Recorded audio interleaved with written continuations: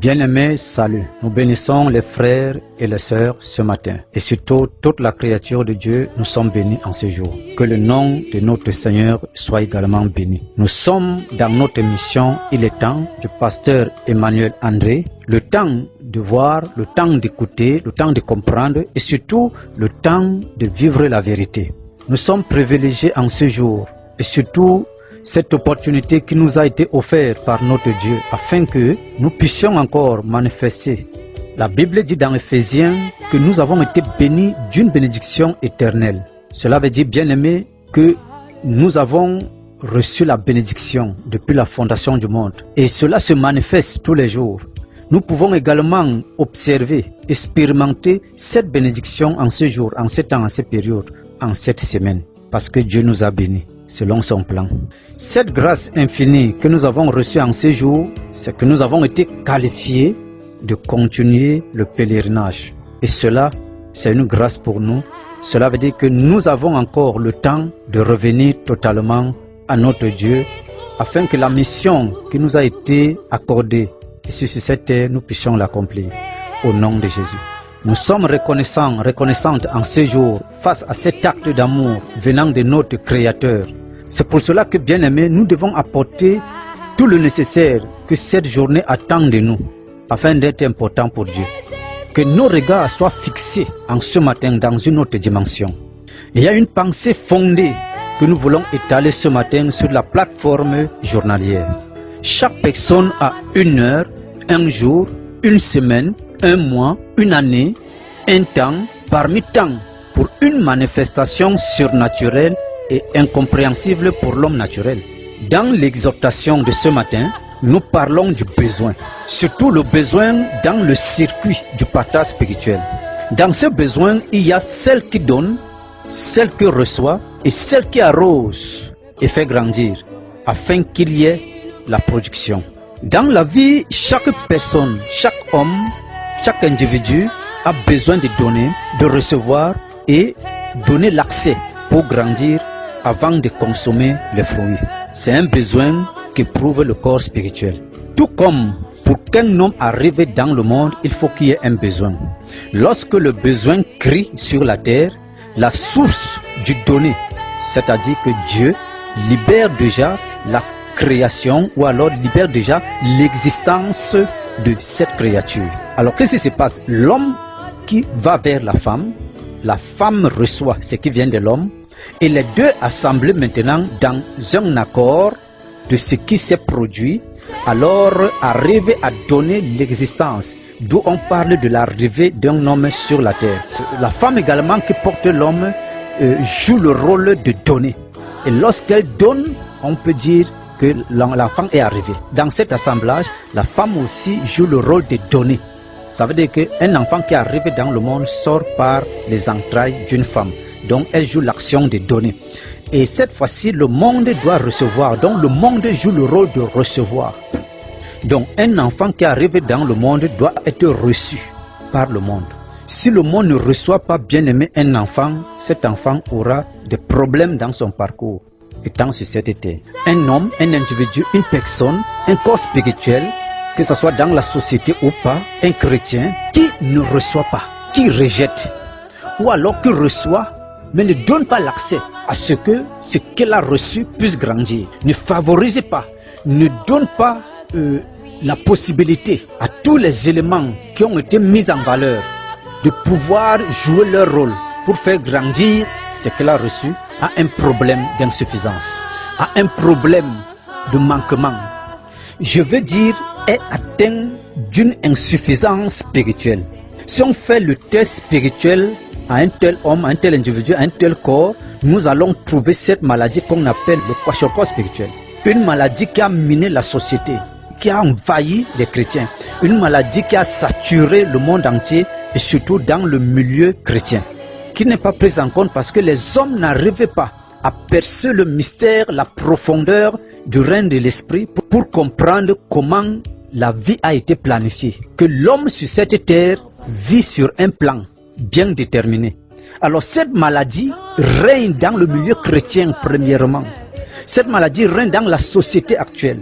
Et le monde spirituel qui est dans cet handicap, il y a problème dans le physique. C'est pour cela que même l'amour envers Dieu est devenu un problème. Bien aimé, parce que la société, parce que le monde entier, parce que les hommes sont devenus très ingrats, parce qu'il y a la cupidité, stupide, bien aimé. Et surtout, nous sommes devenus des personnes irrésolues qui n'arrivent pas à distinguer le bien au mal. Qui prennent la place du mal, on met le bien. On prend la place du bien, on met le mal. Donne un résultat selon ce que nous avons déterminé, mais qui n'est pas le plan de Dieu. Le monde est à l'envers et des choses sont tournées à l'envers. Voilà pourquoi même le raisonnement de l'homme aujourd'hui est devenu insensé. Seule la parole de Dieu est notre lumière, notre orientation et surtout notre base de tout ce que nous pouvons faire afin que nous soyons sur la page. Pourquoi cette maladie? Parce qu'il y a manque de sève dans nos corps spirituels. Le corps spirituel est malade. Parce qu'il y a une insuffisance. Parce qu'il y a manque de vitamines spirituelles. Alors les corps n'ont plus les capacités d'agir dans le règne de l'esprit. Et le négatif a pris l'ampleur et assujettir le positif. Mais cela n'a pas été mentionné par Dieu dans aucune ligne de l'écriture, d'où cela vient des hommes.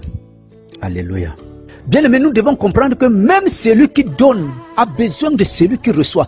Donc il y a par moment celui qui reçoit est aussi très important pour que celui qui donne soit aussi important. Parce que celui qui donne peut se trouver très important. Mais s'il n'y a pas celui qui reçoit, alors nous donnons pour arriver quelque part. Nous donnons pour une production. Nous donnons pour une base. Alors si nous n'avons pas fondé, nous n'avons pas mis ces bases en donnant, alors notre donnée n'a pas de valeur. Donc celui qui donne a besoin de celui qui reçoit. Celui qui reçoit a besoin de celui qui donne. Et vice versa. Et c'est ceci qui fait le circuit complet dans la vie de tous les jours.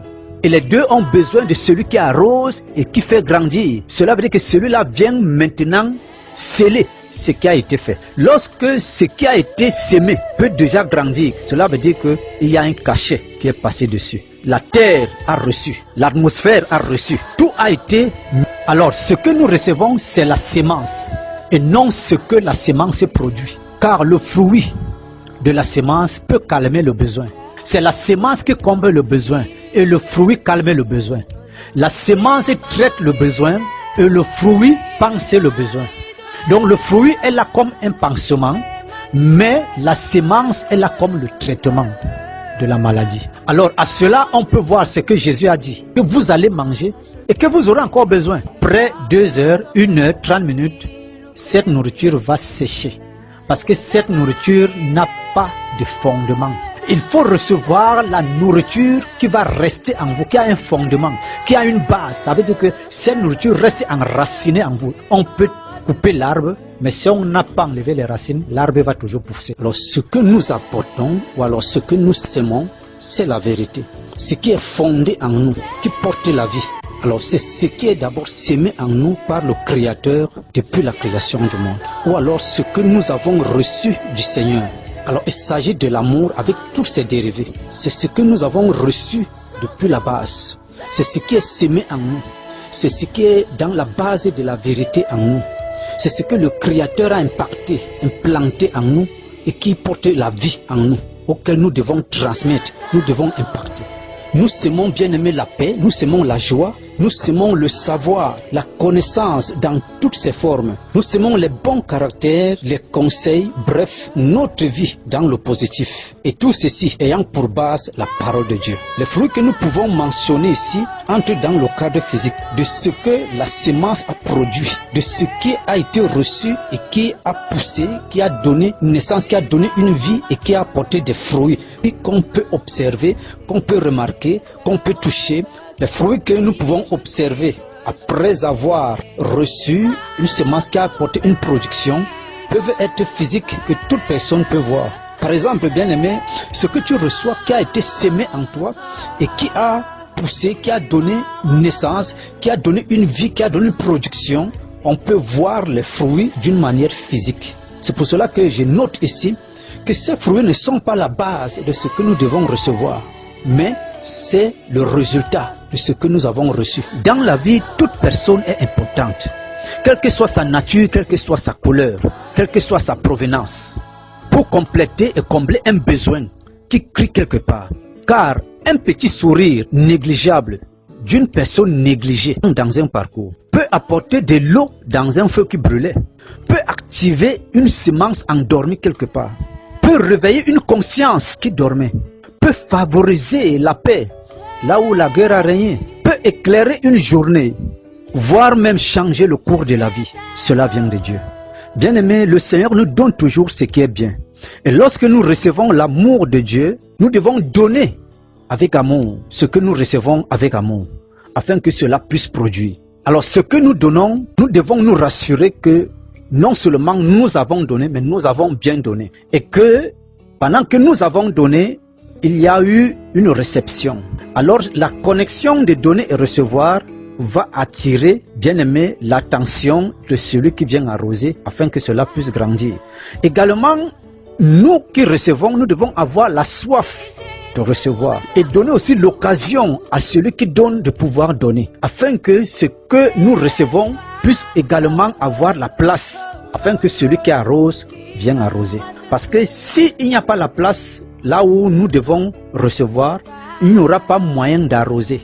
On ne peut qu'arroser ce qui a trouvé la place afin de s'enraciner et de grandir. Car le témoignage est le résultat d'un bon travail.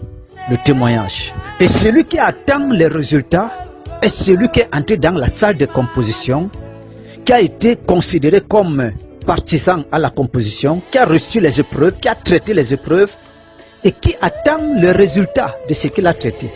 On ne peut pas, bien aimer, attendre les résultats alors qu'on n'était pas dans la salle de composition, alors qu'on n'a pas composé, mais cette fois-ci on attend les résultats. C'est de la sorcellerie.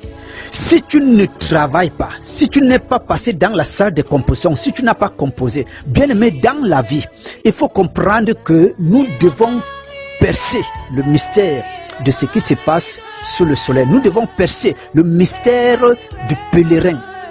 Un pèlerin, c'est qui? C'est celui qui est venu pour une mission. Et celui qui porte la mission, c'est celui qui donne, c'est celui qui reçoit, c'est celui qui favorise, c'est celui qui travaille. Ce n'est pas celui qui passe le temps dans les combats inutiles. Non, non. Quand tu ne valorises pas ton temps en tant que pèlerin, de ce que tu dois faire pour contrôler, pour analyser ce que tu dois faire, ce que tu dois recevoir, ce que tu dois donner, tu passes le temps dans les futilités, dans les analyses inutiles, dans les choses irrésolues de la vie. Le temps que tu vas passer va donner pour résultat le néant. Et à la fin, bien aimés, nous serons surpris. Voilà pourquoi nous devons prendre garde de ce que nous faisons. Nous devons prendre garde de ce que nous recevons. Nous devons prendre garde de ce que nous donnons.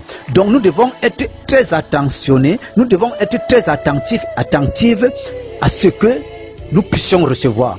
Nous devons être dans l'envie de recevoir. Nous devons également avoir l'envie de donner. Nous devons également donner l'opportunité à celui qui arrose et qui fait grandir de le faire. Et c'est ceci qui équilibre notre vie dans ce parcours. Chaque personne a un besoin dans la vie, bien aimé. Et le besoin est premièrement spirituel. Le besoin est couché au fond de tout un chacun. Le besoin est invisible premièrement. Lorsque nous prenons le cas d'Adam, Adam avait un besoin au fond de lui, un besoin sentimental, un besoin qui était couché au fond de lui. Et ce besoin était le fondement de tout ce qui peut être manquant en lui. Cela veut dire que dans la vie, tu peux avoir plusieurs besoins, mais il y a un besoin fondamental. Que lorsque ce besoin est comblé, bien aimé, tu deviens un homme complet. Dieu a puisé ce besoin dans son esprit. Le Seigneur a regardé Adam, a apporté vers Adam des animaux pour combler le besoin d'Adam. Dieu lui-même il a compris que le besoin qu'avait Adam n'était pas physique. Donc le besoin qu'avait Adam était d'ordre spirituel. Le besoin n'est pas d'abord ce qui est physique. Le besoin c'est ce qui est d'abord spirituel. Lorsqu'on veut combler le besoin en passant par les choses physiques, le besoin ne sera pas comblé. nous serons toujours déséquilibrés. Dieu a regardé Adam et a vu que le besoin était couché au fond de lui. Et Dieu a puisé au fond de lui afin d'apporter le nécessaire. C'est Dieu qui connaît le besoin fondamental en nous. Dieu a regardé Adam lorsqu'il a mené les animaux. Il a vu que le besoin n'est pas encore comblé. Cela veut dire qu'il fallait maintenant entrer en l'homme. Tu peux manger la nourriture ne va pas combler ton besoin. Tu peux avoir l'argent d'une manière physique, alors l'argent là ne va pas combler le besoin. On peut t'apporter des frères et les sœurs, les amis, on peut mettre autour de toi tout genre de personnes. Mais ces personnes ne vont pas combler ton besoin. On peut te donner tout le nécessaire de ce monde, mais tu n'auras pas atteint. Tu ne vas pas vivre la satisfaction qu'il faut pour un homme naturel qui a été envoyé pour une mission. On peut te donner tout le nécessaire autour de toi et te combler, te ravir, mais tu ne seras pas comblé, ton besoin ne sera pas traité. Le besoin que tu as est en toi. Le besoin est fondé en l'homme. Le besoin est fondé en toi. Et c'est ce fondement que Dieu regarde. Cela veut dire que pour que ton besoin soit comblé, il faut que Dieu regarde et trouve ton besoin. Et pour que Dieu trouve ton besoin, pour t'apporter le nécessaire, il faut être fondé dans sa parole. Pour que Adam arrive à avoir la satisfaction qui soit équilibrée, il a fallu que Dieu touche le besoin. Dieu comble le besoin. Le besoin qui était en Adam, c'était la femme. Et Dieu a puisé ce besoin en l'homme. Le besoin qui doit être comblé dans ta vie sort de toi, est fondé en toi. Prends, il transforme quelque chose d'une manière physique qui vient combler ton besoin. C'est quelque chose qui a été d'abord spirituel. C'est pour cela que la femme doit être bénie, parce qu'elle est d'abord premièrement spirituelle. C'est un besoin spirituel. Le besoin que la femme apporte dans la vie de l'homme, le besoin, le soutien que la femme apporte dans la vie de l'homme est d'abord premièrement spirituel. Parce que Dieu a puisé d'une manière spirituelle le besoin là dans l'homme. Dieu a puisé ce besoin dans l'homme. Alors, pour que la femme joue le rôle effectif de l'aide qu'elle doit être, du besoin qu'elle vient combler en l'homme, il faut qu'elle soit spirituelle. Si cette femme n'est pas spirituelle et elle puise les choses charnelles, elle ne pourra jamais combler le besoin d'un homme. Bien aimé, le besoin d'Adam était Ève. La question que nous pouvons nous poser, le besoin d'Ève était quoi? Le besoin qui doit combler Ève, c'est qu'elle soit à la position, à la place que Dieu a bâti dans sa vie. Si Ève n'est pas à la place que Dieu a bâti dans sa vie, que ce soit dans la position physique ou spirituelle, Ève sera déséquilibrée. Si Ève n'est pas dans sa place en ce qui concerne le foyer, si Ève n'est pas dans sa place en ce qui concerne l'œuvre de Dieu, alors Ève sera déséquilibrée. Puisque Dieu l'a utilisée pour combler un besoin. Et elle est d'abord de la source spirituelle. Ça veut dire que le besoin qu'elle doit d'abord combler est spirituel. Le besoin qui doit être comblé dans la vie d'Ève, en Ève, est d'abord spirituel également. Et pour que ce besoin soit comblé, il faut qu'elle soit à sa place spirituelle. Elle a été utilisée d'abord d'une manière spirituelle pour combler le besoin d'Adam. Selon Dieu, quelle est la place de la femme? Est-ce que tu es dans ta place? Si tu n'es pas dans cette place, tu ne peux non plus combler le besoin dans la vie de l'homme. Parce que le besoin de l'homme a d'abord été spirituel. Si toi tu veux le combler dans la forme physique, il y aura déséquilibre. Et c'est là où il y a problème. Devant Dieu aussi, tu as une place que tu dois rejoindre pour être maintenant cet instrument qui peut aller combler le besoin maintenant dans la forme spirituelle ou physique à ta place, là où tu as été prise en l'homme. Alors pour que la femme soit importante, pour que la femme soit valeureuse dans le monde, dans le règne que nous traversons, pour vivre effectivement la complémentarité, l'équilibre, il faut que la femme soit dans sa place. Elle retrouve sa place dans le règne de l'esprit, qu'elle a été utilisée premièrement dans le règne de l'esprit. Ce que Dieu a fait avec elle quand elle a pris la côte, alors Dieu seul, il sait là où il l'a menée. Alors la femme doit rentrer là où Dieu l'a menée avant qu'elle ne soit la femme. Elle était d'abord la côte, mais la côte a été spirituelle. Et Dieu l'a menée où? Et la femme veut sauter les étapes. La femme veut combler le besoin physique parce qu'elle pense que c'est dans la forme physique. Et les animaux sont venus à côté de l'homme, n'ont pas pu combler le besoin de l'homme. Il a fallu que Dieu puise au fond de lui. Donc la femme est en profondeur. La femme doit d'abord aller rentrer dans la profondeur. La femme doit aller retrouver sa place d'abord dans le règne de l'esprit, afin de venir combler le besoin physique, même à côté de l'homme. Ça veut dire que la femme est d'abord importante pour Dieu, avant d'être importante pour l'homme. Alors si la femme pense être importante pour l'homme, parce qu'on a dit que c'est la cause de l'homme, pour être maintenant important pour Dieu, elle a raté, il y aura toujours déséquilibre. Déséquilibre. Elle doit d'abord être importante pour Dieu. Ça veut dire que le besoin qu'elle veut combler en l'homme, ça veut dire que la place qu'elle veut retrouver en l'homme, sa côte, elle doit d'abord aller retrouver ce besoin là où Dieu l'avait planifié, là où Dieu l'avait bâti. Elle doit d'abord aller là-bas. Elle doit d'abord retrouver cette place. C'est de là-bas que Dieu va la prendre maintenant. C'est là-bas qu'elle va quitter maintenant pour rejoindre l'homme. Et là maintenant, elle peut combler le besoin de l'homme. Si elle ne quitte pas de là-bas parce qu'elle est sortie de quelque part pour arriver vers l'homme. Si elle n'arrivait pas d'abord là-bas, elle dit qu'elle sort dans une autre direction. Ça veut dire que si elle veut sortir du côté des animaux, là où Dieu a pris les animaux, ce n'est pas là où Dieu a pris la femme. Alors là où Dieu a mené la femme, ce n'est pas là où Dieu a mené les animaux. C'est pour cela qu'il y a problème, il y a déséquilibre.